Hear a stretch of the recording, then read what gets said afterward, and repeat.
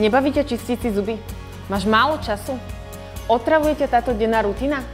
Daj mi chvíľu a ja ti poviem, ako si ušetríš čas a čistenie sa stane pre teba trošku atraktívnejšie.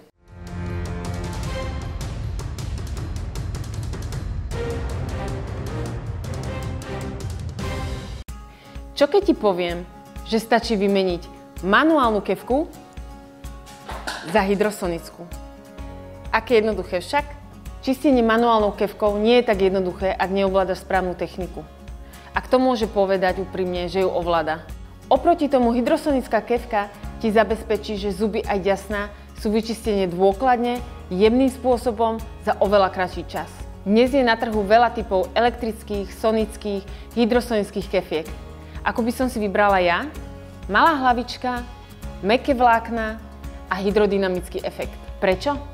Malá hlavička nám zabezpečí, že sa dostaneme aj do ťažšie dostupných miest. Mäkké vlákna sú citlivé k ďasnám aj zubnej sklovine. A hydrodynamický efekt nám umožní vyčistiť zuby v miestach, kde nie je priamy kontakt vlákien s povrchom zubov. Pre predstavu funguje to ako vapka z hľadiska účinnosti. Kefka je jednoduchá na používanie, má ergonomickú rukoveď pre správny uhol čistenia. Kefku maj pod uhlom, aby vlákna smerovali do ďasnového žliabku. To je to miesto medzi ďasnom a zubom, kde sa tvorí zubný povlak najviac. Ak sa zubný povlak neodstráni, zmineralizuje a vznikne zubný kameň. A s týmto ti vie pomôcť už iba dentálny hygienik. Je úplne jedno, kde začneš. Dôležité je, aby si vyčistil všetko.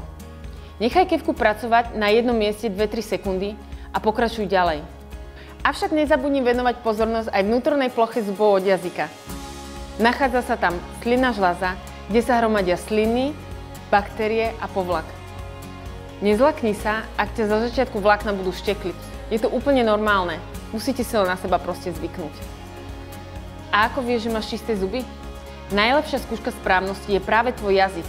Prejdi si ním po zuboch. Ak sú hladké a necítiš žiaden drsný povlak, tzv. Koberček, zuby sú čisté.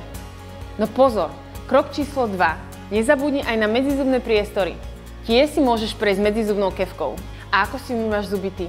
Používaš manuálnu kefku alebo hydrosonickú kefku?